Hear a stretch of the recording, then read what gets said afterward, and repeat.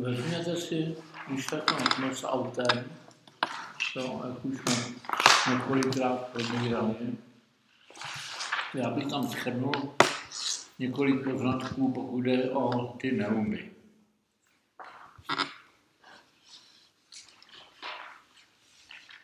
Takový základní princip je ten, že když se má jít směrem dolů, tak se jde jako ve zpěvu, v intonaci, tak se jde na papíře taky směrem dolů, že? Když se má jít nahoru, tak se jde taky na papíře nahoru. Když ale se jde několikrát tím směrem, že? Tak to se nějak dávat částky za sebou, občas se to stává. No? My se s tím taky setkáme, ale v tom případě se používají tečky nejčastěji. Je to vlastně, tak v zásadě to platí pro všechny ty klasické neumy. No. Oni jsou pak ještě různý pozdější, který byly jako na linkách a tak, a ty nebereme v úvahu. Tady máme zástupce, že, těch sangalnických neum, a to jsou ty červený dole, a nahoře jsou zástupce těch metských neboli laonských neum a společný mají ten princip, jak jsem říkal, ovšem, že tak ten pisatel měl různý velkost, že a různě mu tak klouzalo a taky různě pojal to nahoru dolů, třeba to možná rychle a někdy a tak. Takže my například to nos s autem, no to je, myslím, že je to jasný, dole to nos aut. A nahoře je to taky tak, jo. No, a je to takový, tam je to kostrbatý, ale když si na to člověk zvykne, tak v podstatě je to podle stejného principu. A to jsou ty hlavní neumy, takový základní, který nesou vlastně celou takovou strukturu melodickou. A kromě toho jsou neumy, dalo by se říct, ozdobný. A ty máme hned na to autem, že jo. Už jsem říkal, ty takový jako by tištěný čárky, že jo, dole, ty červený. Tomu se říká jedný stropikus a když jsou tři, tak tristropa. Ten stropikus vlastně neznají nebo nepoužívali ty sangalenský, ty laonský neumy, že? A máme místo nich tečky. No, to bych ještě mohl říct, a to už je skoro polopatismus, že když máme slabiku a na ní jedinou notu, tak se to značí buď proužkem vodorovným, nebo virgou, šikmou, a nebo tečkou, ale ono je to tak. Ty tečky se vlastně používají v těch sangalenských neumách jenom, když máme několik těch jako kroků stejným směrem. No? Nos a autem, no, a dvě tečky nahoru, ne, pak je virga a pak jsou se dvě tečky dolů. Kdežto v laonské notaci ty tečky se vyskytují poměrně často, hlavně když vlastně, když by tam ten, kdo zná sangalenský, tak by si říkal, tak tam by měly být asi stropicí. No, stropicí. Hned to vidíme na to autem. Jo? Tam máme dvě tečky a ještě by tam měla být třetí, ale místo ní je čárka. A čárka tu a tam znamená prodloužení. Tu a tam, ne vždycky. Jo?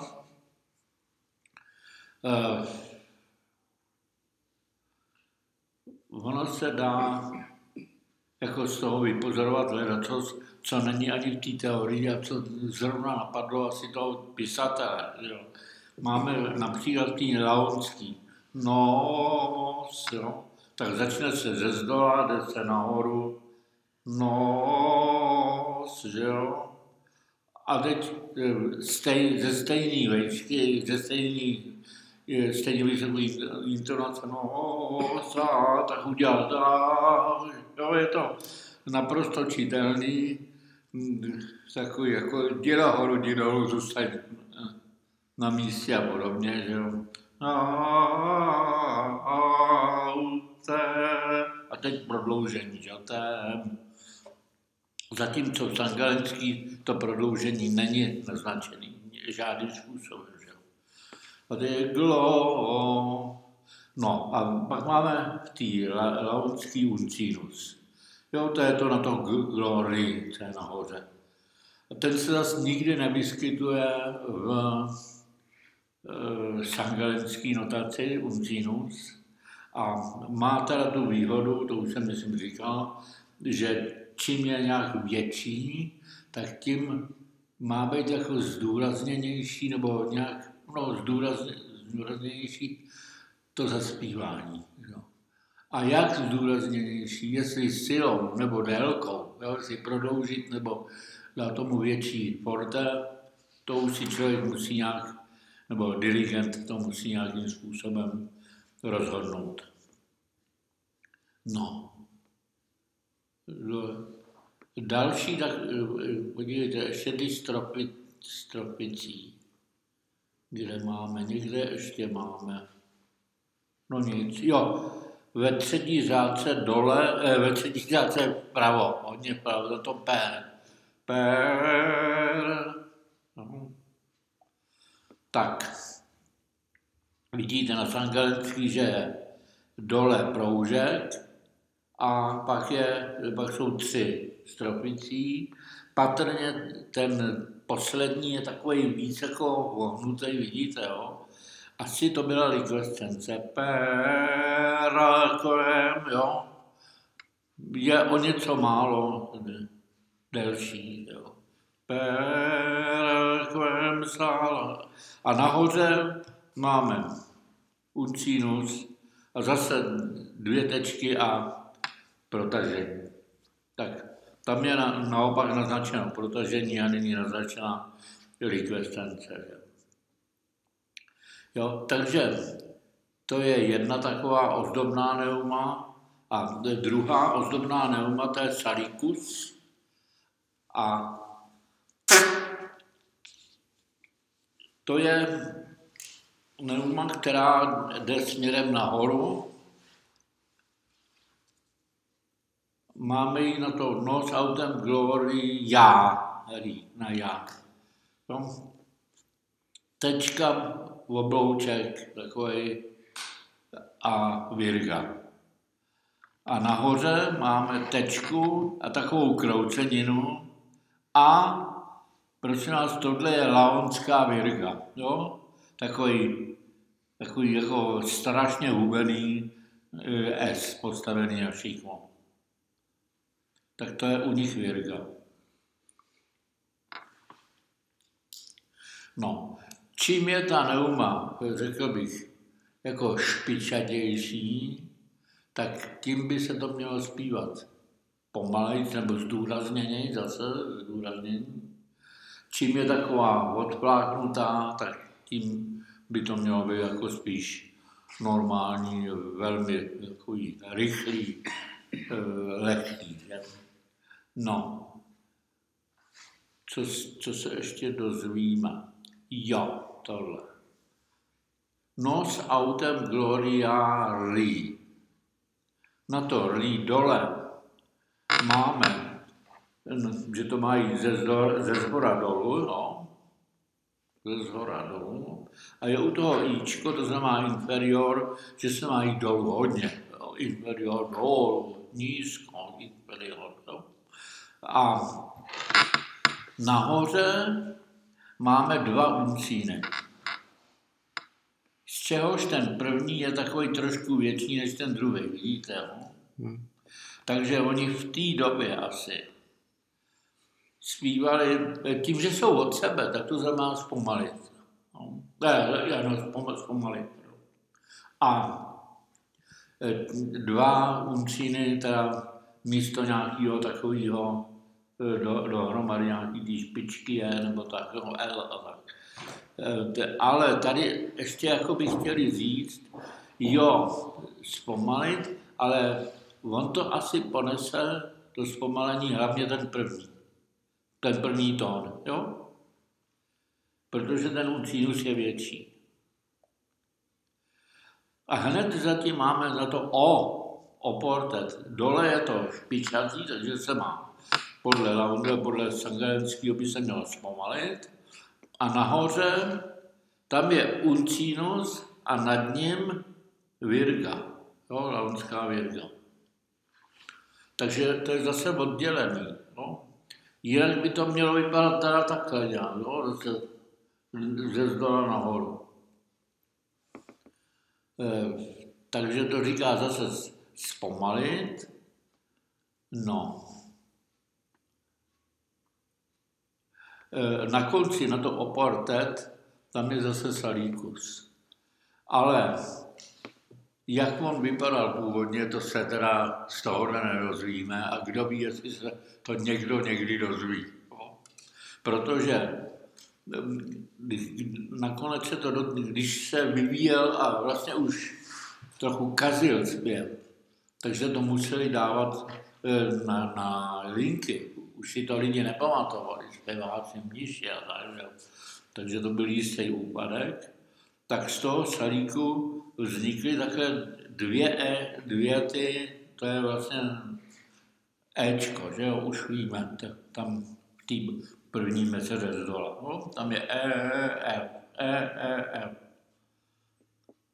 Jestli tam bylo nějaký dis jo, nebo nějaký, to se neví, prostě se nám zachovalo v neumách na linkách, už teda takových těch podobných, jako jsou vytištěný, se nám zachovalo tohle.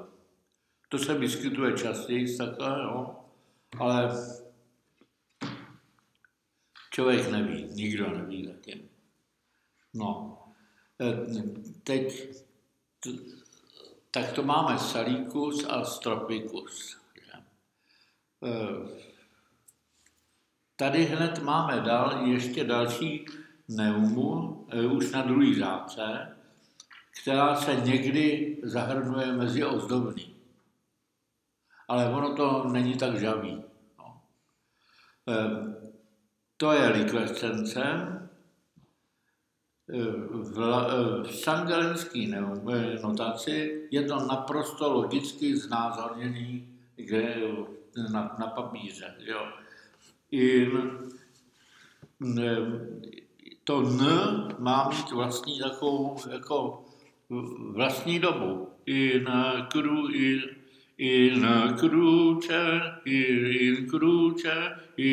kruče, asi něco takového. A už se to zase nezachovalo do té doby, kdy už se zapisovalo na linky, jo. Takže, ale ví se, tak tady to není zapsaný, jo. Ale je mnoho případů, kdy to na těch linkách zapsaný je. A jde to vždycky dolů. Když je tam takovýhle, jo, takový jako, takový odfáhnutý P, že jo. Takže ono vlastně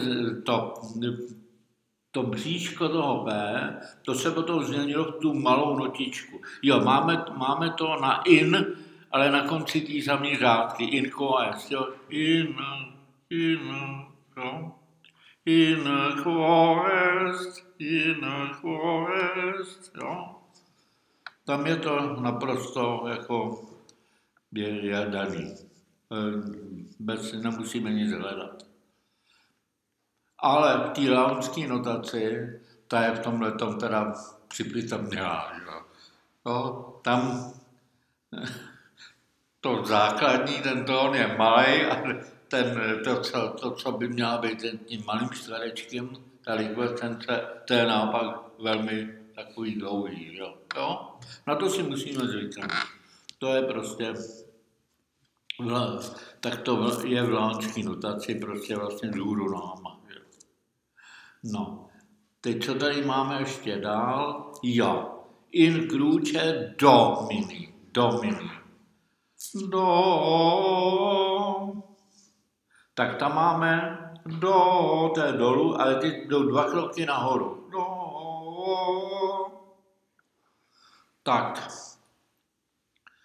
v té laonské notaci se snažili to zachytit. No. Ono to sice vypadá, jako kdyby se mělo zpívat nebo něco takového, jo? Ty prostřední 2 z těch 4 na to do, jako kdyby byly na stejné vejšce, ale ne.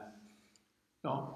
Když je tohleto, takový nějakých těch kliky, hákách, těch neum, když je to vodorovný uvnitř, tak to znamená, jde se stejným směrem jako dál.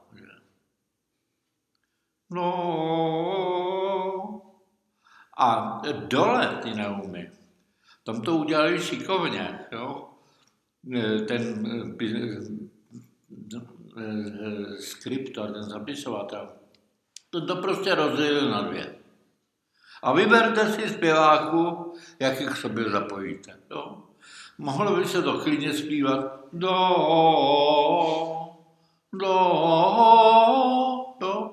Tohle je všechno možný, protože začátek té neumy, jo, kde začíná, to není z té neumy samotný, to se nedá jako vyčíst.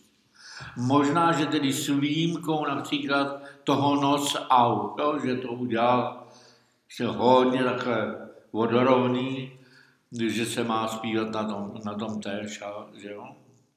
Ale tak nějak z té neumy se to nebo z těch neum se to nevyčte. Tu a tam máme k těm neumám připsaný písmenko, jak už jsem kdysi říkal, když je tam Ečko, tak je to ekvaliter, neboli na stejný výšce, jo, nikam ani nahoru, ani dolů. Když je tam I, tak je to inferior, jo. Máme tady například, co by to znamenalo, do, a kdyby tam bylo teď u toho je takovýho, kdyby bylo I, tak by to neodpovídalo. Mělo by se říct jo, nebo něco takového. Ale tady není nic, tak si můžeme vybrat. Jo. Ale kdyby se tam mělo něco psát, tak by se tam mělo spíš napsat R, což je zkratka taková podivná z toho sursum nahoru. No. Proč si vymysleli zrovna zkratku zprostředka slova, já nevím, ale asi jim to sursum připadalo nějak, kdo ví jak, já nevím. Mně to připomíná takovou příhodu, když jsem byl v 69. roce, ještě se mi podařilo být na rok v Itálii, tak jsem na Sicílii byl v kostele. Už bylo to bylo v 70. roce už ke konci. Byl jsem v kostele, už bylo po reformě a tam, když dávali svatý přijímání, že říkají Il corpore Christo. A tady ten pater na té Sicílii řekl Corpus Christi. A já jsem mu pak šel poděkovat do zákristie po všem, že zase slyším jednou tu latinu. A on mi říká, víte, to je tak, ty Sardové, a když se řekne Il corpore Christo, tak to by potřebovali bouchnout do stolu a zaklejt. Il corpore Christo. To takhle teda nepůsobí, tak možná, že, já nevím, no, sursum, těžko říct. No, takže, a teď ještě platí jedna věc. Podívejte, tady je ta první neuma na to do. Ta končí na G, že? Tady je to G, tady opravdu to není GIS, jo? Podle klíče. A ta další neuma jde vejš. Kdyby to bylo tak, že tam bude ta první, jak je napsaná, že se bude zpívat v těch čtvercích, jak je napsaná. A ta druhá ale půjde ze spodu. A bylo to takhle rozdělené. Tak je to signál.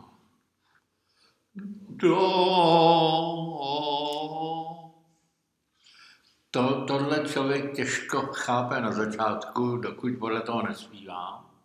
To souvisí s takzvaným principem stříhání neum.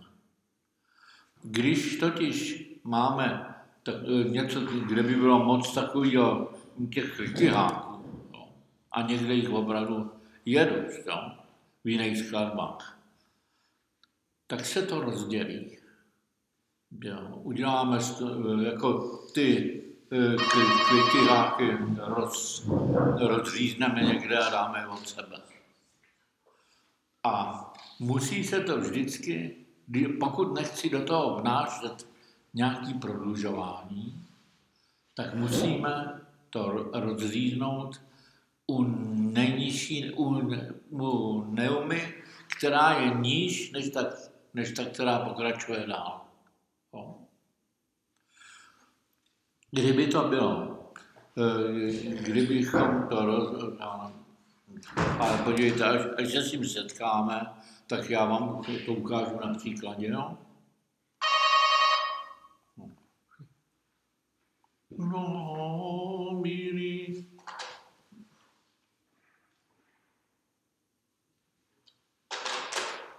Podívej se z okna.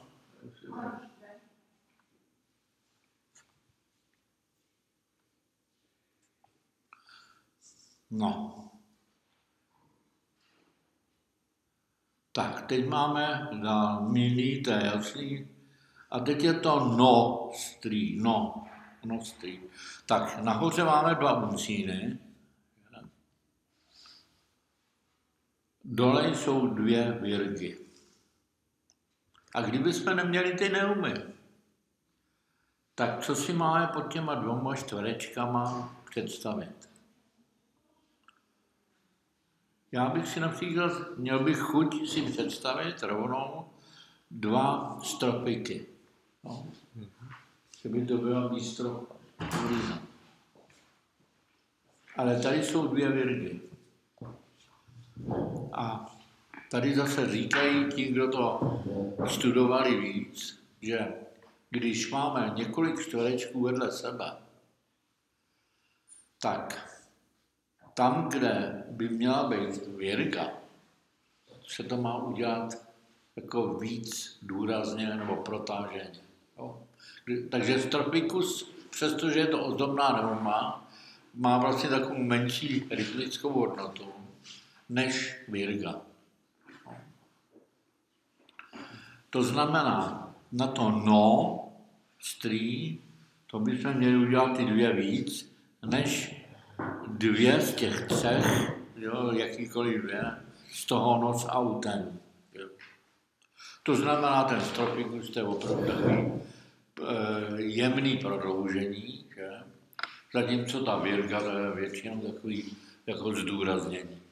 No, můžu vám rovnou říct, že 3 stropy jsou velmi častý, ale 3 virgy, to se vyskytuje akorát na jednom místě, ovšem to místo se vyskytuje na mnoha skladbách. A sice v traktech 8. modu. Časem se k tomu dostaneme, já na to upozorním. V traktech a v kanticích, například na Bílou sobotu se to zpívá, jsou hned 4 takové skladby. Takže, to je takhle. A teď na to domini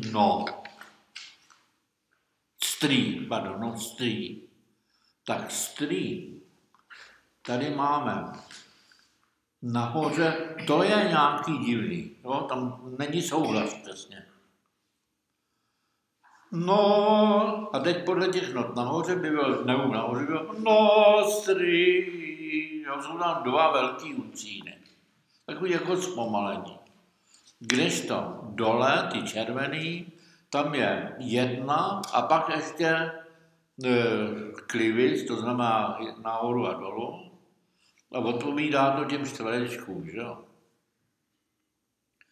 Až na to teda, že ty 2, ten klivis by měl být ještě zpomalený. Nostri, jo? Pardon, jo, je to tak, no. A teď to je úplně stejný dole a nahoře to ku podivu nesouhlasí, jo. Je, jo. Zu Kristi.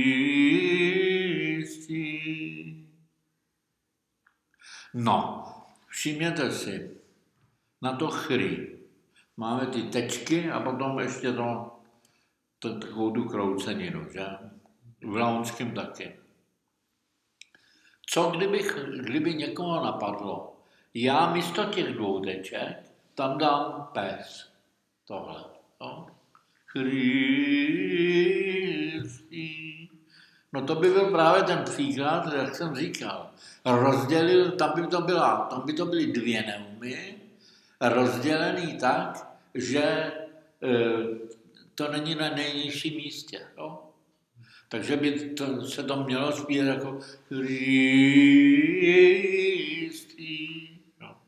Když to tady, to je 1 neuma, jo? Ty puntíky se počítají takhle dohromady k tomu dalšímu. Jo? To jsem nějak neřekl. No. Takže tady máme na to chry, to je opravdu Kristi. No, tady to Ečko s takovým protažením, tím prostředním, to je vlastně taková zkomolenina EX, neboli expectare, že se tam má udělat pomlka, nadechnout se a tak. No, tak o tom už jsme mluvili. Salutation, dobrý, tam to je všechno bez problémů. A teď máme znovu vítám. No, to je jako předtím to nostri, jo. Přičemž to vítá nahoře nemá žádnou tu odchylku, tý laonský, tam jsou opravdu 3 uncíny, jo. Vítám. Jo, a tady máme zase tu nelogičnost u laonských neumů. Jo. Krásně je to vidět ve čtvercové notaci. Na to t, je to malá notička, když to ta laonská neuma, ta naopak to t jako graficky zdůrazní, nebo ten tón, proto to je, že jo. A dole máme takový opravdu skoro jak nic, že jo. To si zapamatujte, to je liquescentní pes. Pes liquescent, nebo i taky epifonus, a to si nepamatujte, zbytečný. Takže je to mnohem menší než normální pes, že jo, třeba na to salus, na to sa. Jo, vidíte, v té sangalenské, jak máme takový jako kroucený, barokní, když to to je opravdu jenom takový jáček. Jo. A teď to je zase to samé jako na to vítá, jo. Surek. Jo, tady máme zase salíkus, nahoře i dole, úplně krásně, jo.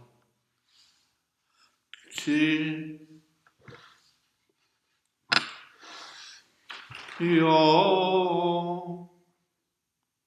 No, tam máme to r, sursum. Proč to tam dvakrát? Těžko říct. To první je jasný, aby někdo nespíval jo, resurrekci, jo, a zpíval jo. No snad tady chtěli říct, aby někdo zase nespíval jo, tak mu tam dali r že se má zpívat ještě to, jo, a teď ne moc dolů, jo. No, jenom surcu, pozor, pořád být ještě nahoře. No, jo. Tak tady máme nesouhlas na to no stranu, no. Tak, v laonském máme 2 uncíny. No. Kdežto v sangalenském máme jeden takový háček, neboli to je takzvaný klivis, nota ze zhora dolů, jo, ze zhora dolů. Tak proč je to rozdílný? No, ty laonský chtěli znázornit nebo zdůraznit, že se to má zpomalit. No. Proto tam dali slovenský před 100 lety ten proužek. No, strach.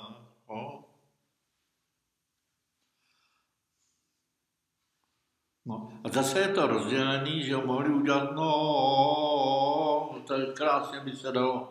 Takhle, proč ne? Tady to rozdělili a nic se nestalo. Zase je to rozdělený na té nižší, na té notě, která je má kolem sebe vyšší noty, nebo to na tónu, který má kolem sebe vyšší tóny. Že jo. Teď to per, tak to už jsme probírali, to je zase ten šalíkuje ta tristrofa. Nahoře máme ještě k tomu tau, neboli tenére, takže správně by měla být, podívejte, máme jednu notu na D a pak máme teda jeden čtvereček na D a pak máme 3 čtverečky na F. Jo. Tak ten první na tom D, ten by měl být protažený. Jo. Ty laonští, ty to píšou jasně, je tam to tau, tenére, ty sangalenští, tam to nějak není nic moc z toho nevyčte. No, proužek může být jakkoliv. Per, kvem. No, tady akorát je zajímavý na to kvem ten laonský uncínus, jak je strašně velký, že jo. Per kvem salvati, skrze něhož zachránění, že jo. No, sal, tam máme zase tu likvescenci, že? Sal a zase tu nelogickou laonskou. A jak je to na to vá, sal vá? Tak dole máme špičatý pes, vá, to znamená pomalu. A nahoře nemáme žádný pes, ale máme 2 noty zvlášť. Jo? Uncínus a nad ním graficky znázorněno, že má se jít nahoru, že jo? Je tam ta virga, ta laonská virga, vidíte ji, jo? Takže taky rozdělení znamená prodloužení. Salvati et, no nahoře není žádná likvescence, asi jim to nedělalo tam v jejich oblasti potíže to t vyspívat. Et a li, tam obě noty nahoře i dole říkají, že se měly zpívat 2 tóny. Jestli to bylo et li, nevíme. Jo? Nahoru a dolů. Dokonce nahoře tam je r, že jo? Takže asi mělo být et li, nebo něco takového, já nevím. Nikdo neví. Et li, tam to nesouhlasí. B, no. Tak tam máme klivis, jde se dolů, že jo. A na tom klivisu, tedy na klivu, je proužek. Proužek znamená taky prodloužení, jo. Proužek je prodloužení a nahoře máme taky vyznačeno prodloužení, ale ne pomocí proužku, ale pomocí rozdělení. Jo? Místo klívu tam máme 2 uncíny.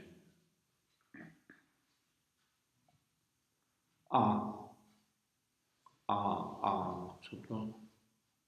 Jestli to je vůbec A. Nevím. Těžko říct. A teď je libera, tam je zase salíkus. Ty, jo. Tak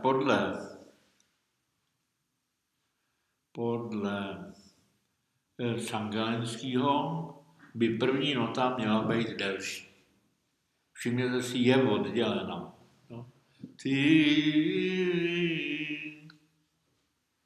A ta druhá,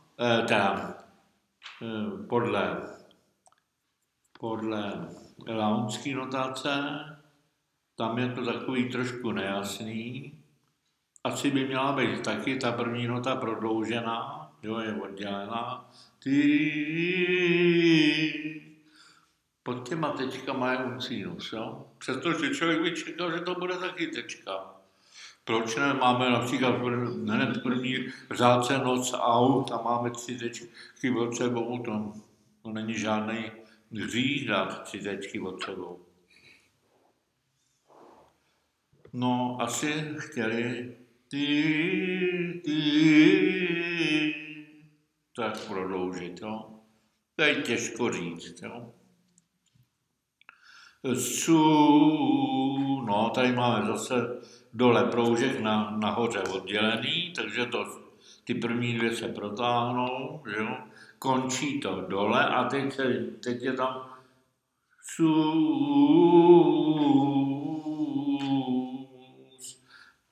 dole je to celku jasný, jo.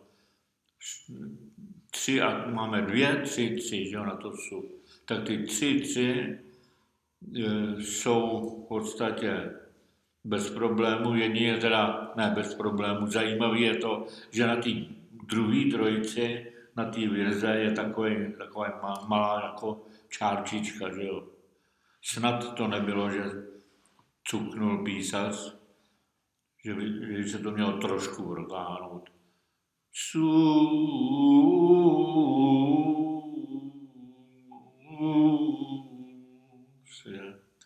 Když to v té sangalenský, v té laonský, promiňte, tak první 2, to je jasný, zpomalit. A teď je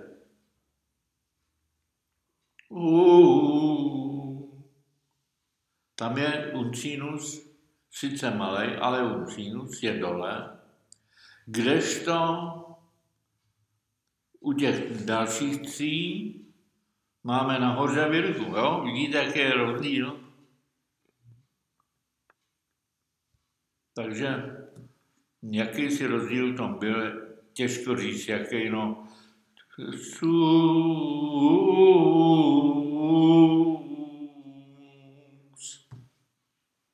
No to se těžko nějak teď hodnotí už.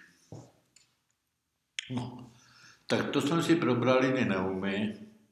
Já myslím, teď už tu skladbu známe poměrně dobře. Ne?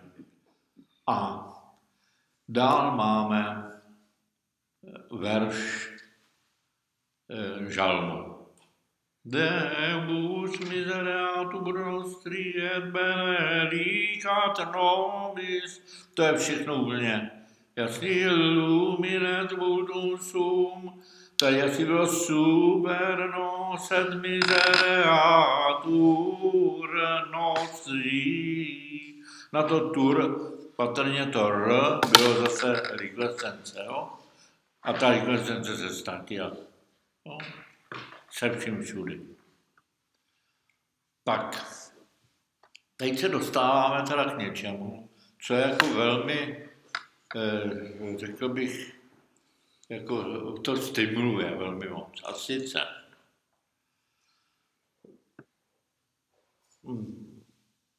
zpívá se tady, a asi už tušíte, že na vzorec verš žalmu.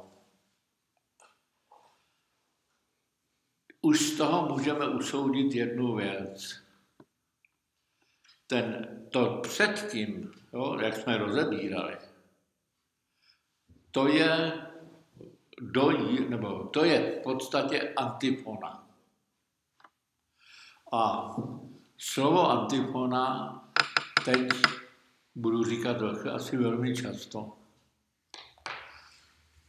Bylo by dobré si uvědomit totiž toto. Jak se vlastně dělí skladby gregoriánského chorálu, nebo zpěvy gregoriánského chorálu.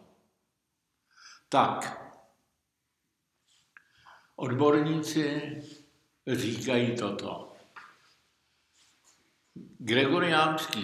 Skladby gregoriánského chorálu se dají rozdělit na psalmodii v nejširším slova smyslu, neboli na žalmový zpívání ovlivněný žalm. V němž hrajou strašnou důležitost žalmy. To je první skupina. A do ní patří skoro všechny propria. Mešní propria a dokonce i mnoho proprií z kněžských hodinek. To znamená, to musíme potom ještě klasifikovat dál, že ho dělit jemnějc. Tak to je první skupina, psalmodie. Druhá skupina, tomu říkají Němci zpěvy s psalmodií související. Ono by se to mohlo říct asi tak. Jsou to zpěvy, které používají pravidla pro psalmodii. Ale text není psalmodie. Například preface. Když kněz zpívá prefaci, tak ono je to něco podobného, jako kdyby zpíval nějaký žálm, jo? Ale není to žálm. Jo? A pak jsou zpěvy jako ostatní, říkejme tomu takhle, nebo zpěvy, které s psalmodií nemají nic společného. No, mají tóny, že jo? A slabiky. A nic víc. Mají i rytmickou syntézu a tak.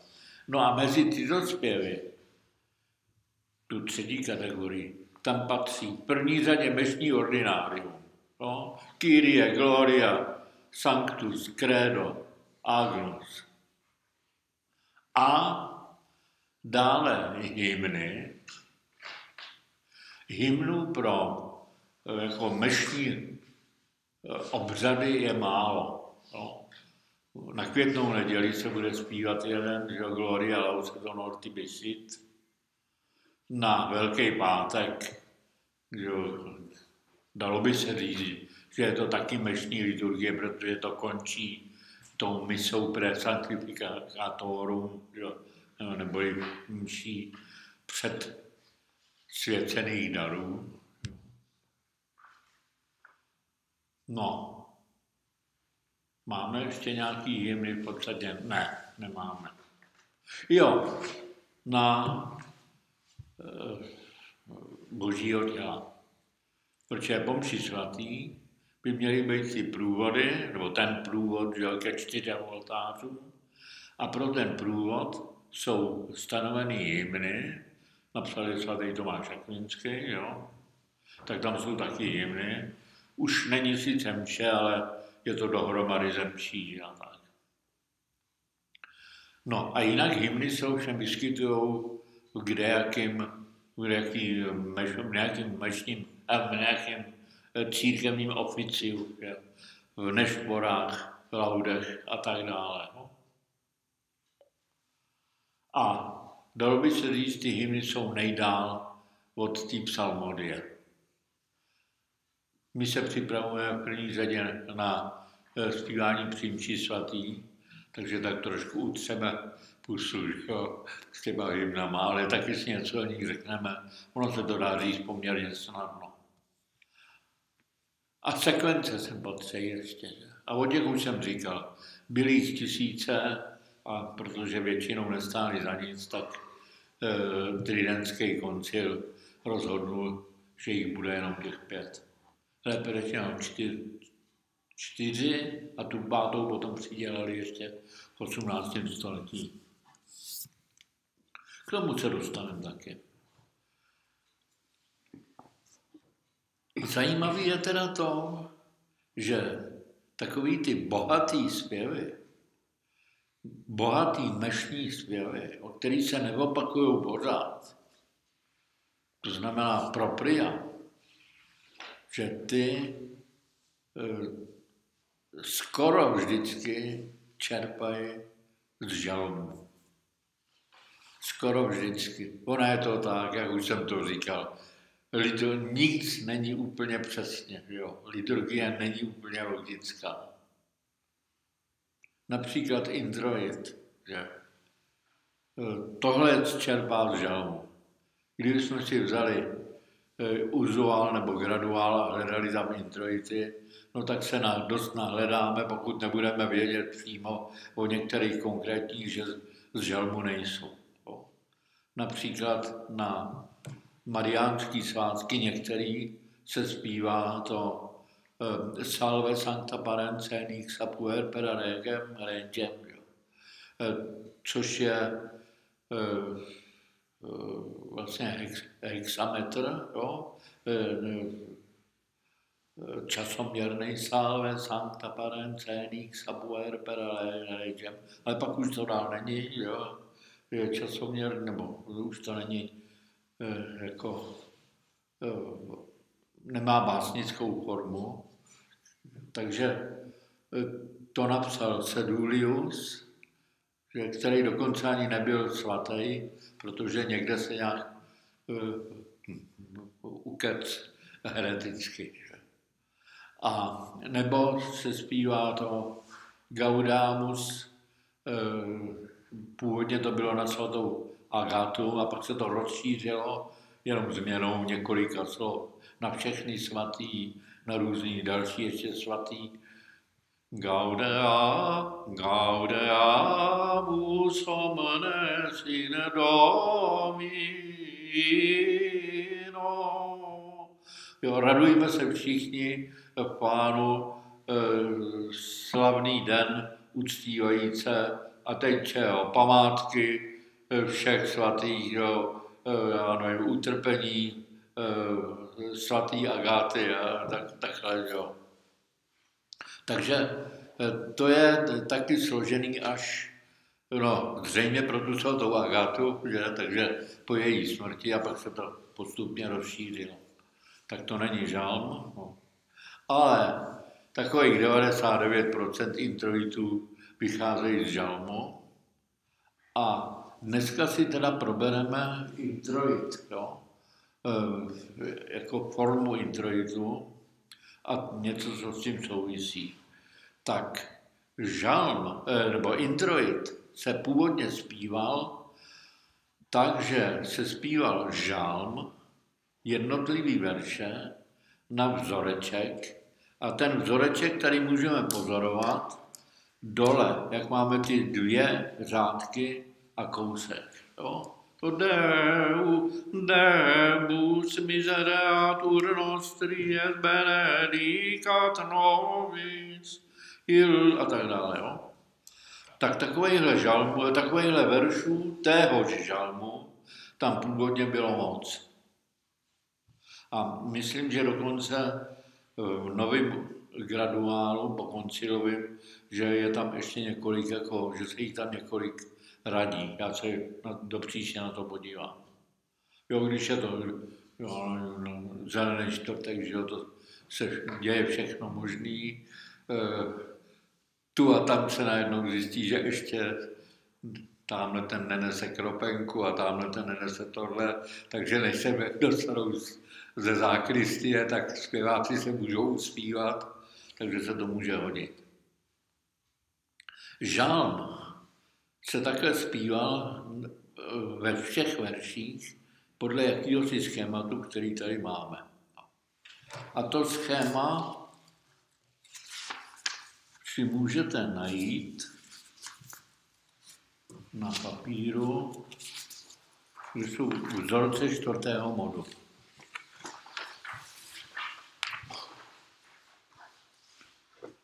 To schéma tedy.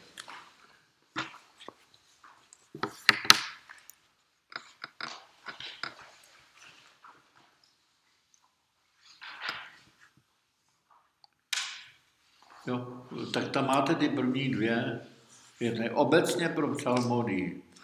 A teď se hned naučíme něco, co platí i pro jiný aplikace žalmů zpívaných na vzoreček. Jo? Tak, žalm má zákonitě žalmový verš má zákonitě dvě půlky. No.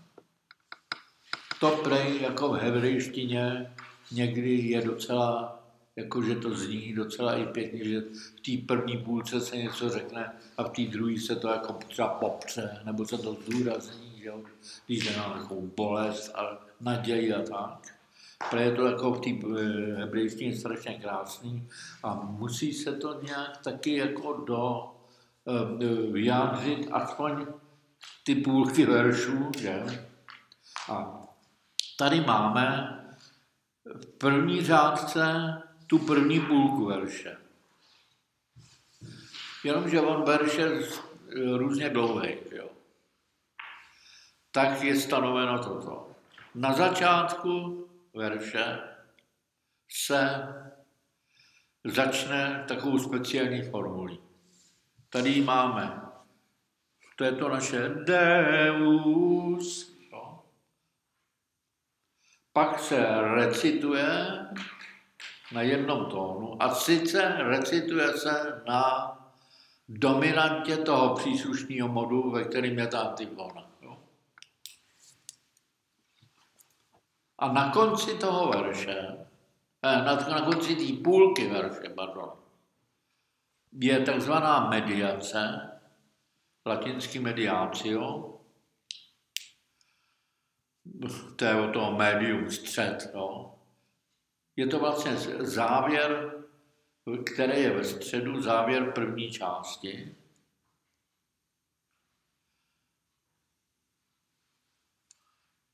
Já se obecně k závěrům hned vrátím, no. Protože máme taky závěr druhé části. A ten už vidíte ve druhé řádce, že jo? Tam je to terminácio, jo? To první terminace. A tam je taky inchoace v té druhé části, že jo? Recitace, a tý se říká tenor, neboli tenere, držet, jo? Na jednom tónu, držet, tenor a terminace. To je od toho slova konec, jo. V Římě, že jo, stazione terminale, termini dokonce, Roma termini, jo, tam přijedou vlaky a končejí. Takže to přešlo i do italštiny a tak. A inchoace do řečtiny, to je vlastně začátek, jo. A tohle to vlastně obecně platí pro všechny možné žalmové vzorečky. Ale pro různý případy si to různě odsekáme, nebo si to ještě zase tam něco přidáme a tak. A tady si všimněte teda, opravdu to odpovídá tomu, co zpíváme a co bylo napsáno v neumách, opravdu propracováno v těch graduálech. Deus miseratur nostri es benedicat nobis, illumine tuum super nos es miseratur nostri. Jenomže my tady máme nostri. No. Takhle jsem to okopíroval z neumovaného graduálu, tedy pokoncilového, jiný není. Co proto platí? Ono je to tak. Když za veršem zpívaným přijde hned antifona. Například tady na Zelený čtvrtek to tak je. Noc autem, celý se zaspívá, potom ten verš a pak znovu noc autem. Jo? Tak když tam přijde hned verš, tak se zpívá to složitější, jo? To bohatší, ta bohatší terminace na konci. Protože ona jakoby uvede tu antifonu vlastně. Jo? To, co se opakuje. Kdežto, kdyby se za tím veršem zpíval druhý verš, nebo něco jiného, a něco jiného hned budeme mít, tak se zpívá jenom ta první nota. Jo? Máte ji tady v té druhé řádce asi tak 5 cm od prava.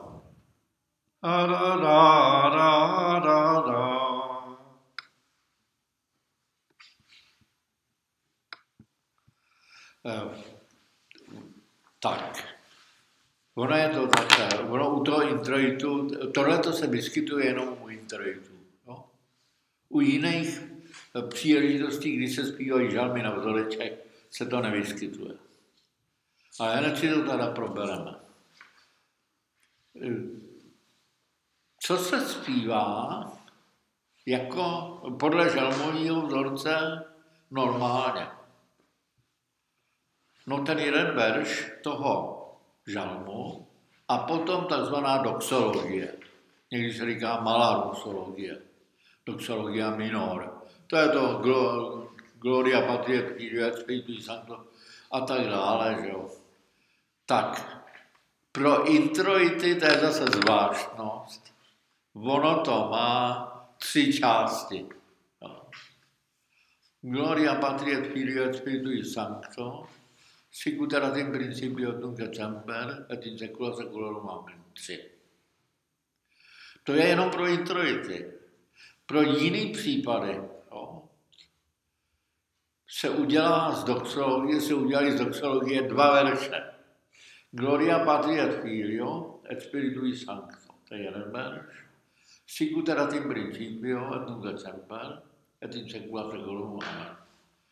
2 verše a každý má první a druhou půlku. Když to tady máme 3 půlky, nebo jak bych se to řekl, prostě 3 části. Jo. Tak, proč to tady není, jak jsme zpívali? No, protože jsem to okopíroval z introitu na Zelený čtvrtek a neuvědomil jsem si, že tentýž introit se zpívá taky na svátek nalezení a povýšení svatého kříže. A tam to Gloria Patrie. Tady totiž není, protože od smrtelné neděle až do Velkého pátku se Gloria Patrie, tedy ta doxologie nemá zpívat. Jo? Je smutek, takže ani nevzdáváme slávu nejsvětější trojici. Čistě jenom proto. A teď, jak to dělat tady, když máme těch veršů? Jo, ještě tady k tomu Gloria Patrie. Máte tady ten třetí vzorce 4. modu, má takový rámeček uprostřed.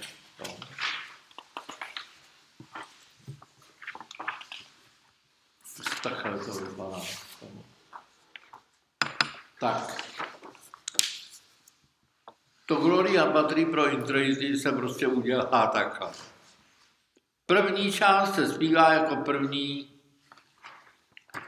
první část normálního žalmového verše. Druhá část začne, jako kdyby už měl být ta druhá část. Ale má tenor a pak skončí, jako by to byla ta první část. Jo? Vrátí se tam. To je ta druhá část, máte ji červeně orámovanou.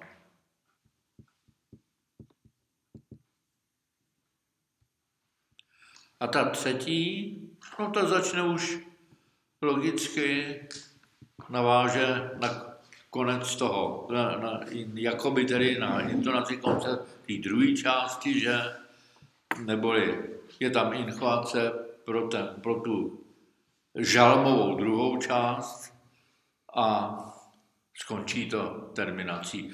Tady máme jednu takovou nevýhodu v tom, že incholace první části a incholace druhé části u žalmu je stejná. No?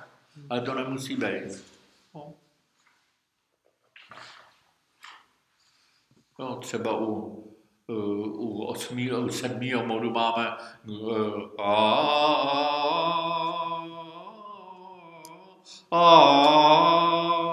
tak obě dvě incholace jsou úplně, nebo každá z těch incholací je úplně odlišná od té druhé.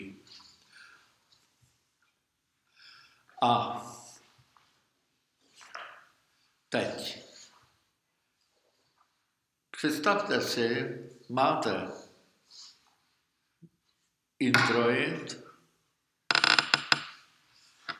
a potřebujete k němu vzoreček na žalmovej, na žalm. Je to představa poněkud taková jako nereálná, protože pro všechny introity ty žalmové vzorce jsou vypsaný. No? Když si vezmete graduál, tak tam opravdu máte introit a za ním ten jeden žalmový vzorec, tedy jeden verš žalmu a tím pádem je to jasný. Ale co kdybyste ho neměli a měli jenom text? Tak budete hledat v seznamu introitových nápěvů introitových žalmů. Protože oni jsou seznamy žalmů, vzorců pro žalmy, pro magnifikat třeba. Žalmy pro takový ty běžný kněžský hodinky. To jsou. Ale tohle to marně najdete. To není prostě. Ale jsou vypsaný v každém graduálu a v každém uzuálu gloria patří k introitům. Takže to uděláte tak, jak je to tady naznačeno. Najdete si ten vzoreček, tam snadno odvodíte, co je incholace, co je mediace, terminace, jo? A vyhodíte tu střední část. To, co jsem tady zarámoval červeně. Jo? A ono to vypadá jako dost divoce takhle.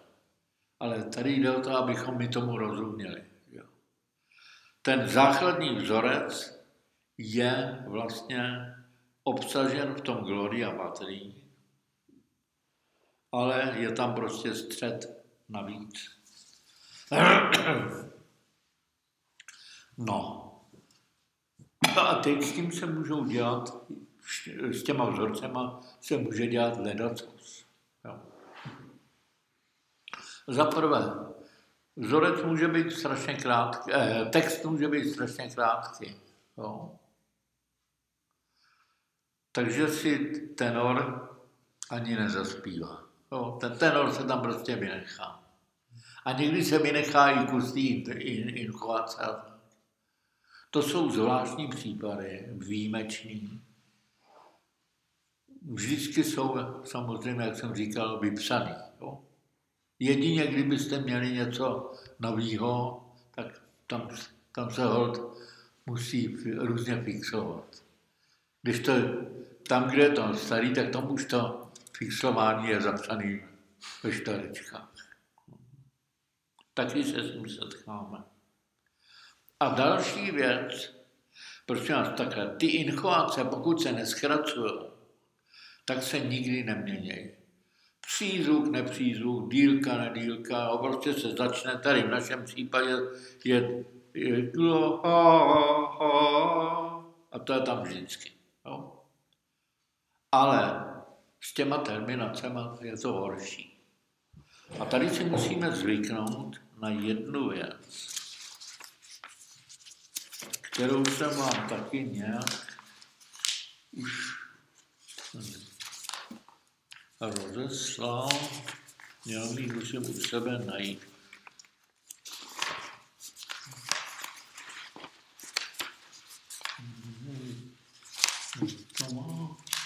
Ještě jsem si připravoval.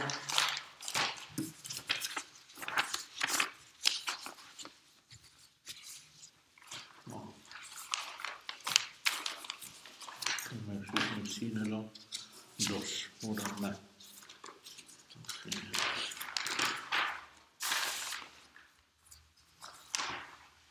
Máte všichni všechno? Tak to musím...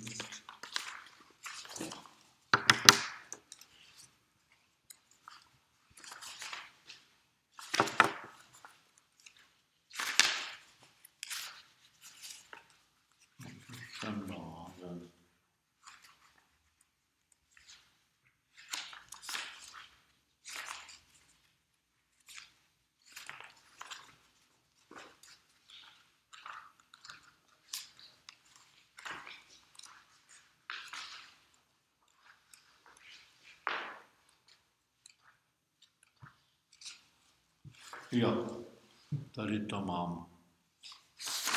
Vypadám také s takovým s tou žlutou. A jak to, že...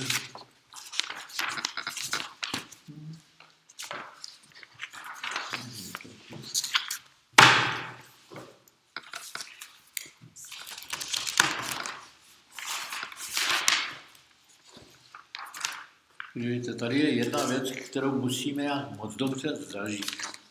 Protože jestliže ji nezažijeme, tak z chorálu uděláme nechorál nějaký, prostě něco úplně jiný.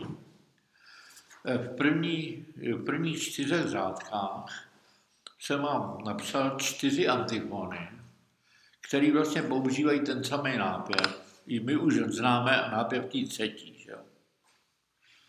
Ty další 3 mají víc slov, že? Takže mají i víc not. O mors ero mors tua, morsus tuus ero in hernes. Vezměme si tu nahoře. Profeta Manius surrexit in nobis, et quia Deus visitavit plebem suam. Tak, všimněte si konce. Profeta Manius surrexit in nobis. Co je na konci? Nobis. Přízvuk, nepřízvuk, neboli trochej. Jo, jestli si vzpomínáte ještě ze školy z básniček, ale trochej. Et quia Deus visitavit plebem suam. Zase, jo? To su mohlo mít čárku. Jo? Taky trochej. O mors ero mors tua, morsus tuus ero inferne. Taky trochej. Ale vezměme si tu druhou. Plangentem quasi unigenitum, quia innocens Dominus occisus est. Tam máme daktily. Unigenitum. Přízvuk a 2, nepřízvučný Dominus occisus est. A všimněte si, jak je to udělané jinak. A ono by to taky dopadalo strašně blbě, Kdybychom to zpívali jako v tom prvním, Plangentem quasi unigenitum, quia innocens Dominus occisus. Pardon, Dominus occisus est. A ještě se podívejme na tu čtvrtou. Tam jsou taky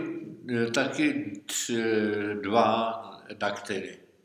Apud Dominu Apud Dominu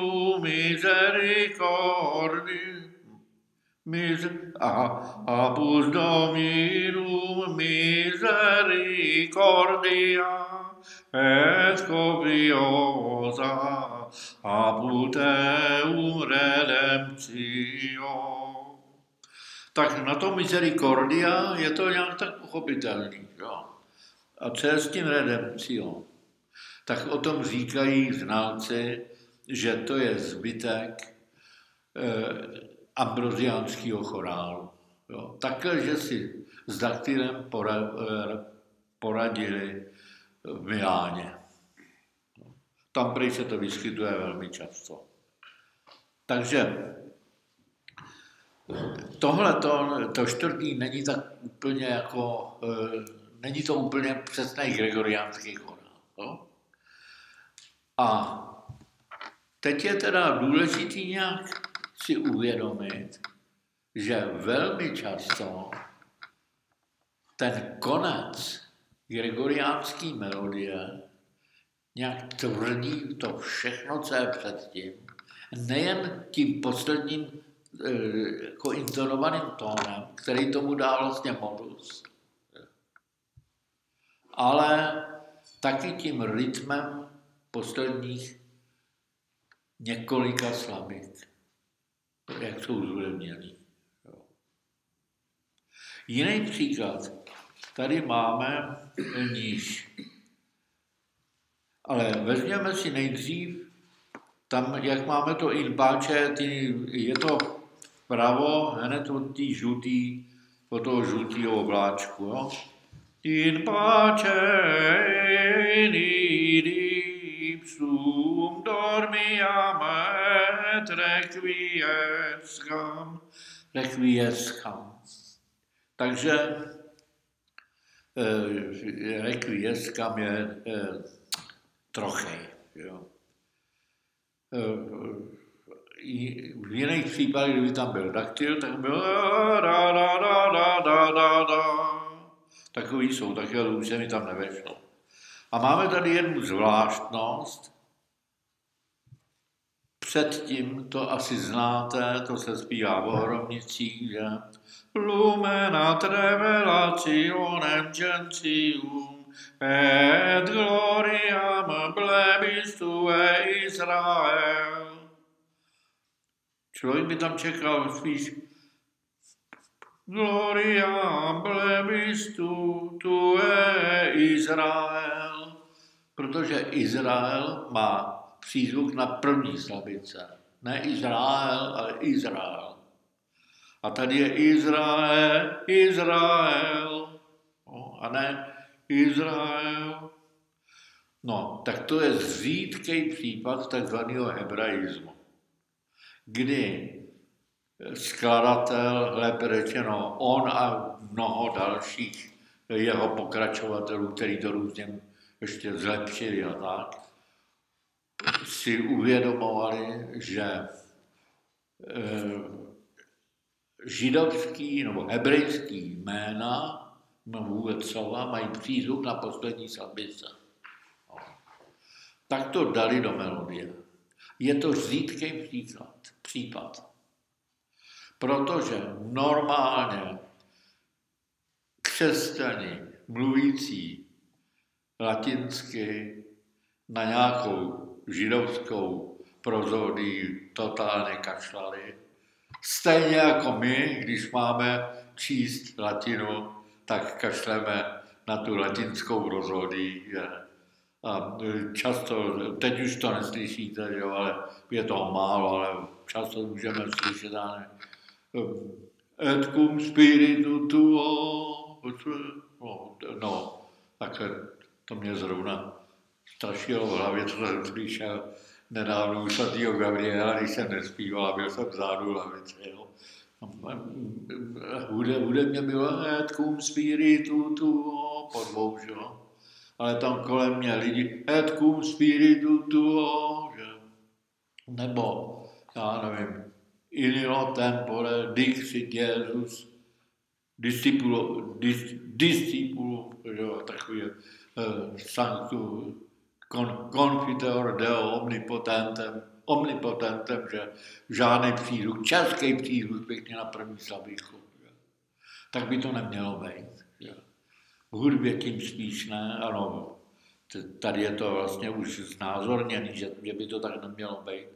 Ale tady náhodou ty skladatelé brali v úvahu ten hebrejský přízvuk. No.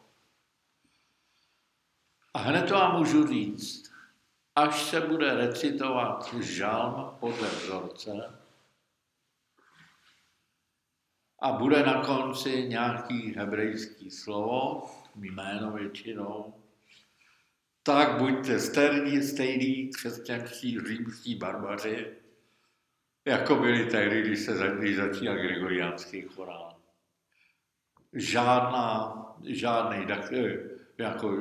Žádný přízvuk na konci, buď daktyl nebo trochej.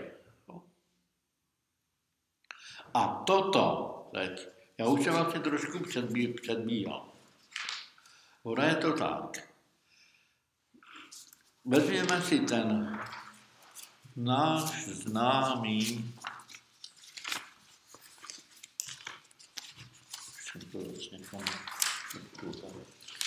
ten náš známý verš na nos autem.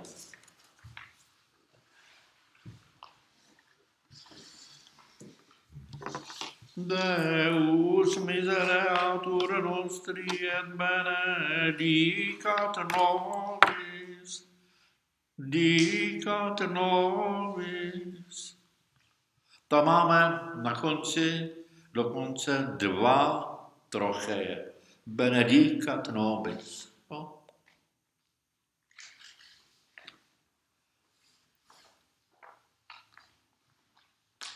A co kdyby tam nebyl na konci úplně trochej, ale byl tam daktyl. Dejme tomu, řekněme si, et benedicat dominus. No? Jak by se to zhudebnilo? Et benedicat dominus. Přidá se tam jedna nota. Et benedicat dominus. Nemohlo by se to udělat nějak jako benedicat dominus. To je proti všemu. A prosím vás, teď se nemusíte obávat toho, že někdy budete muset nějaký takovýhle věci domýšlet sami. Pro ty introjdy jsou vypsaný. Ale obecně vzato je dobrý, když víme, jak je to vypsaný, proč je to tak vypsaný. Tady máme dva troché. Jo. Jindy tam jsou dva daktyly, někdy je tam jeden troché a pak daktyl a takhle. Vždycky se ta přízvučnost na konci musí nějakým způsobem respektovat. A zase jsou výjimky. Jo. Nikdy neplatí v chorálu, vždycky. Já vám to řeknu takhle. Jsou další vzorečky. Máme tady vzoreček na té stránce, kde byla ta inchoace a tohle. Jo.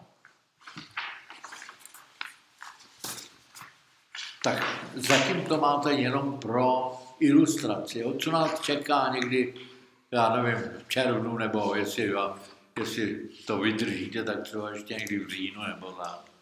co nás čeká. Máme tady vzoreček pro magnifikát. Pro čtvrtý modus. Magnifikát je trošku zkrácený, tak si vezměme až ten druhý verš, jo? Jak je tam v druhý řádce et exultavit spiritus meus. Et exultavit spiritus meus. Et exultavit spiritus meus. Kdyby tam bylo jo. No, nemáme tu nic. Ale všimněte si, na spiritus me, tam máme dva čtverečky, že jo? Je to pes a nad ním je taková jako čárka. Vidíte, jo? Já to kopíroval rovnou z Venhody, z té jeho knížky, protože ta se krásně otevře. A tam to je takhle naznačený. Když máme vzoreček a nad ním je, nad nějakou notou je takhle čárka, tak to znamená, tam musí přijít přízvuk. A tady máme rovnou meus, je tam jenom trochej, neboli za přízvukem už je jediná slabika. A všimněte si, máme tam ale 3 noty, teda noty jakoby na 3 slabiky. A ta prostřední je taková jako nedodělaná, uvnitř má takový jako kas, jo. Ona je to vlastně bílá tečka a ona ještě jde přes ní ta linka notová. No.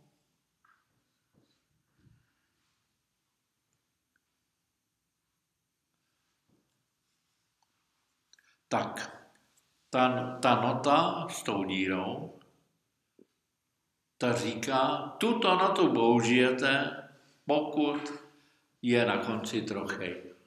No. Dominus meus. To je takový základní pravidlo. Zase je to jenom pro informaci, jo? Že ty přízvuky na konci musíme nějakým způsobem brát v úvahu. A to je první půlka, že jo? Magnifikat je dělený taky jako žalmy, jo? Na první, každý verš má první půlku a druhou půlku, že jo? A druhá půlka, tu už máme tam na té předcházející lince, jo? Magnifikat, takhle to zaintonuje patrně celebrant, že jo? A pak už se pokračuje dál, tam jako chybí ta mediace, že jo? Magnificat, anima mea Dominum, anima mea Dominum, et exultavit spiritus meus, in Deo salutari meo, no? By bylo a tak dále. No? A tam máme zase naznačeno, jak se zpívá. Když je tam daktyl a když je tam trochej. Dominum, co to je? Dominum je daktyl, protože je přízvukem na 3. od konce. Dominum. Když je trochej, tak ten přízvuk přijde až na ten klivis. No. Prosím vás, neberte to jako něco, co teďka si musíte zapamatovat. Já jenom chci ukázat, jak je to důležitý vědět něco o těch přízvukách na konci. Tak to dominum je, no jasný,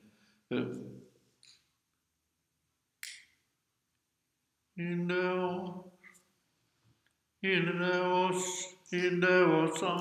Deus salutari meo. No, nebudem to komplikovat. Jenom abyste věděli, prostě, co nás tam čeká za čas. Magnifikat budeme potřebovat, jo. A na stejný vzoreček se zpívá taky Benediktus. To je Zachariášův chvalospěv, to bude na Bílou sobotu. No. A všimněte si ještě jedné věci. Přízvuk je naznačený v těch vydáních různých, no? I v textu. Ten přízvuk, který se týká konce. No? Tady máte třeba veřejně to et exultavit spiritus meus. No? Je to normální písmo, et exultavit, a teď máme spiritus, to je kurzívou, a pak je me, to je přízvuk, to je velkýma písmenama, a úst je zase normálně jako na začátku. Tak co tohle říká? Venhoda si vyznačil přízvuk velkýma písmenama. V uzuálech a v graduálech a v antiponářích tam je přízvuk vyznačený tučně. Jo, vy máte třeba antifonu ve čtvrtém modu a teď tam máte 10 veršů žalmu a ty už nejsou tam žádný noty, nejsou, ty jsou prostě pod sebou napsaný a ten přízvuk je vždycky ještě tučně vyznačený. A co je to před ním? Ta kurzíva. No některé vzorce totiž ještě před přízvukem dávají tvrdě několik zvláštních, jako jiných not, než je ten tenor. A to už nezávisí na přízvuku. No. To už závisí, to se prostě počítá, tady jsou 3. No.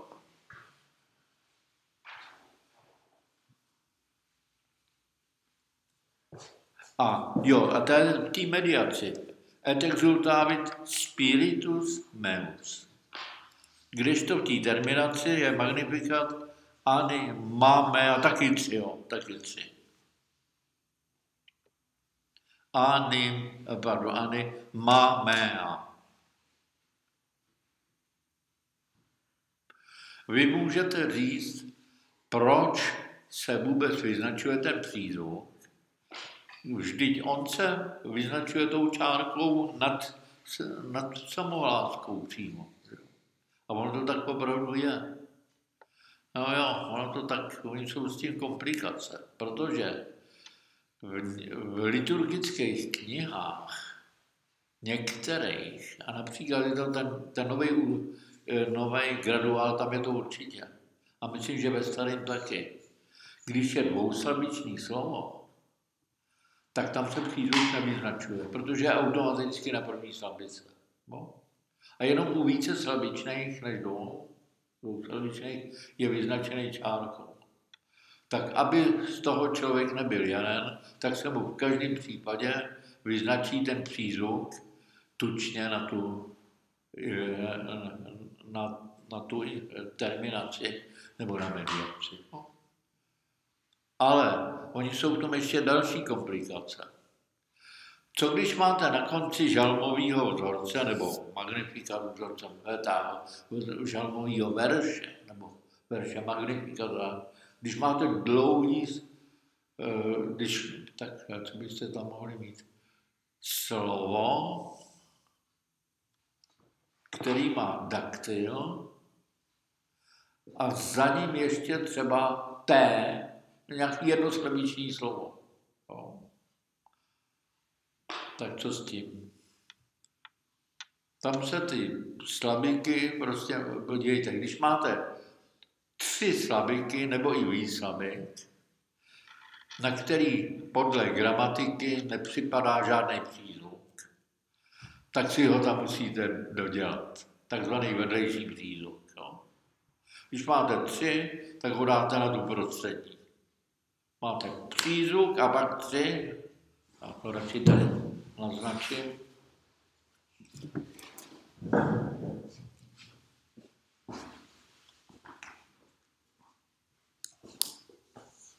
Tady je přízvuk a pak máte ještě 3 slabiky. No tak klidně uděláte ještě jeden přízvuk. Tady přiděláte si ho jako proti gramatice, jo? A máte z toho 2 krásný troché.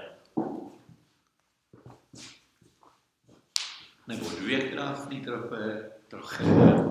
Říká se ten trochej nebo ta trochej. No a pak máme ještě žalmy, vzorce pro žalmy, které se zpívají například při kněžských hodinkách. Vy můžete říct, že při mši svatý se to v podstatě nevyskytne. Ono se to vyskytne. A sice například na květnou, na smrtelnou neděli a na první postní neděli je traktus, který je v notách asi na 6 stránek. A kdyby se zpíval, tak vám věřící utečou z kostela. Možná, že i celé bratři utekl, že by to nevydržel. Na Velký pátek před Pašiem se taky zpívá traktus, který je strašlivě dlouhý. A proto solemští vydali ve svých knihách, u Zoálu je to například, ten traktus, ale zpívaný, jak se říká, in tono psalmodie. Jo? Prostě se odrecituje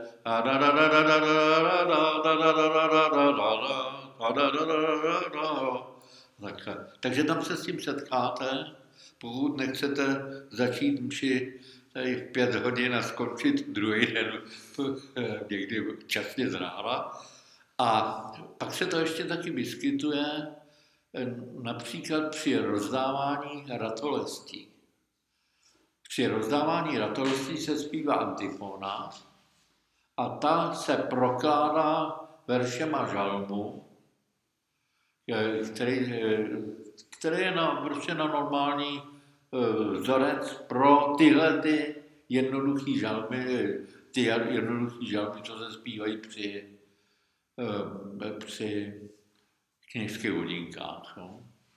Jak to je? Pueri hebreorum bordantes ramos olivarum obiaverum domino clamantes et dicentes Hosanna in excelsis Domini estere et plenitudo eius orbis terrarum et universi qui habitanti nei. To je ono, jo, ten žálm takhle. Takže nevyhnete se tomu, že? No. Takže je třeba znát i tento vzoreček, že? A tady máme pro 4. modus na konci, jak to má, jo, na tomhletom. Že dole máme pro žalmy a jiné. Oni se tak zpívají například při nešporách, co to je, nějaký, myslím, Habakukova modlitba. No. To je jako žálm, ale není to žálm, no. Je to prostě biblický zpěv, ale žálm to není, tak se taky zpívá podle toho. Takže tady máte Dixit Dominus Domino meo, sede ad extris meis. Jo? To je příklad, ten první žálm, že jo, je to vůbec. No, tak, no, myslím, tam je to jasně vidět, že Máme teda vlastně tady 3 různý vzorce. Pro introity, žalmy z introitů, pro Magnificat a Benedictus a pro takový ty jednoduchý zpěvy žalmů. Oni se trochu podobají, ale nejsou stejný. Ono to tak nějak vypadá, že ty pro žalmy jednoduchý jsou opravdu jednoduchý, pro introity jsou nejsložitější a pro ty Magnificat jsou nějak tak uprostřed, ale nedá se to nějak říct, že byste znali jenom ty 2 krajní a zmíchali a dostali ten pro Magnificat, to nejde. A ještě, abyste si zvykli na to, co vás za mnoho týdnů čeká, ty vzorce mají ty terminace a mediace určený vždycky jedním nebo dokonce 2 přízvuky. To znamená, na konci se musí spočítat 1 nebo 2 přízvuky. A předtím ještě může být nějaká ta slabika tvrdě odpočítaná, co je tady teda tou kurzívou. Jo? Takže takhle to vypadá s těmi konci, s těmi zpívanými konci. Jo. Strašně důležitý je pochopit ten daktyl nebo prostě tu metriku na konci zaspívaný části jako fráze skladby. Jo? Tady například, jak jsem probíral to O Morse, R Morse 2, jo? Tak tam ta metrika se ukazuje na konci a ještě mezi tím uprostřed. Jo? O Morse, R Morse 2. No, ještě tady máme na konci, tady, jak je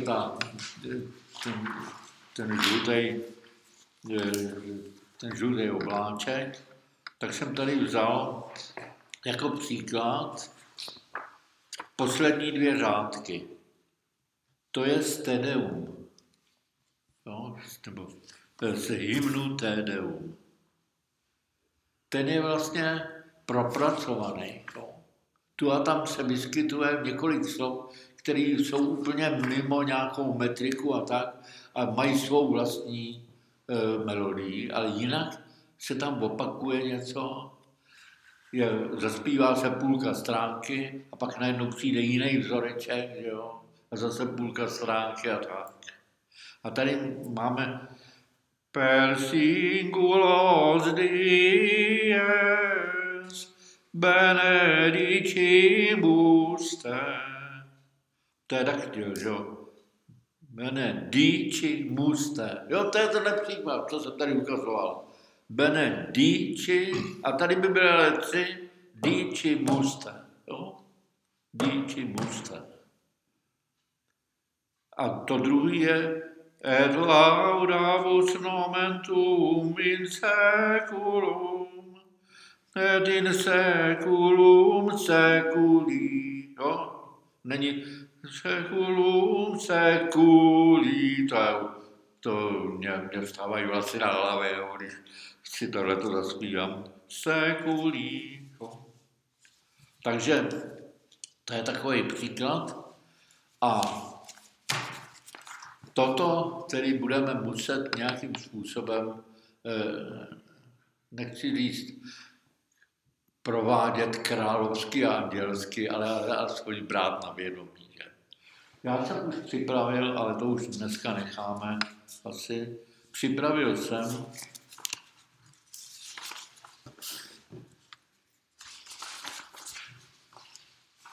Tantum ergo. Podívejte, my jsme dnes probrali tak trochu introit. No. To je jedna hudební, nebo jedna, můžeme říct, hudební forma. No. Introit. A taky jsme probrali trochu čtvrtý modus. Ten už dost, že už minule, předminule. Čtvrtý modus, to znamená to, co končí na tón, který má nad sebou půltón, ale je to plagální, to znamená, nejde to moc nahoru. A teď logicky za to, měli bychom, když jsme probrali čtvrtý modus, tak bychom mohli probrat dál třetí modus.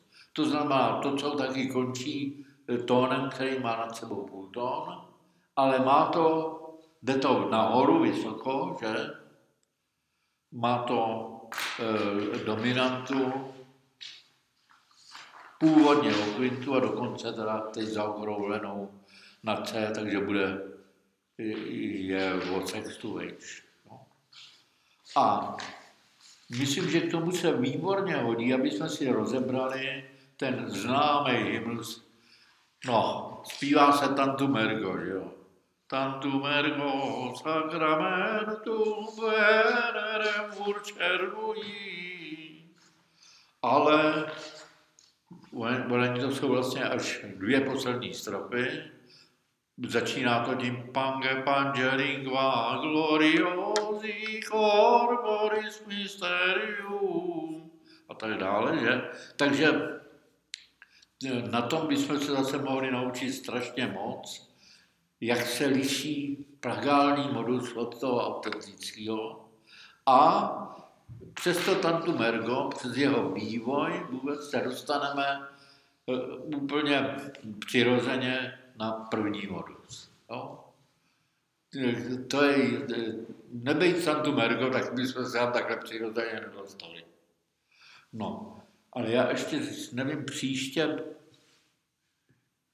ono jde o to, já bych měl příště asi spíš zopáknout ten dnešek, jo, když se nás tady sešlo tak málo. Já to tak asi udělám. No. Takže to by bylo druhý úterý v dubnu, druhý pátek v dubnu zase. A pokud teda vy byste nějak si to chtěli zopáknout, tak přijďte, pokud se cítíte dobře už v tomhle, tak a nebo dokonce bych řekl, jako nechci vás vyhánět, ale neberte to nějak moc vážně, to, co jsem vám říkal dneska.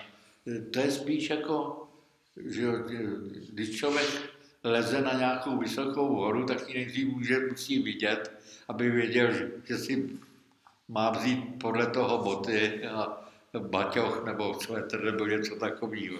Takže tohle je něco podobného tady s takovou tou vysokou chorální školou. Nebo takže příště bychom měli, příště, až budeme pokračovat, si vezmeme formu hymnu. Jo? To znamená, skočíme úplně jinam. Jo? Z té psalmodie, z toho psalmodického zpěvu, až na ten zpěv, který není vůbec psalmodický, nemá s psalmodií nic společného. Jo, když jsem tady narazil na to Tedeum, na ten hymnus, proč to je hymnus, nebo proč se mu říká hymnus, a že by se mu nemělo říkat hymnus, to řeknu právě až v souvislosti s hymnama, ale to je taky naprosto nepsalmodická záležitost, že? Ale přebírá to některé ty právě takový ty hudební prvky, hudebně chorální prvky z psalmodie. No? Třeba ty závěry tady. Takže děkuju a příště tady za 3 neděle. A přeju pěkný svátky.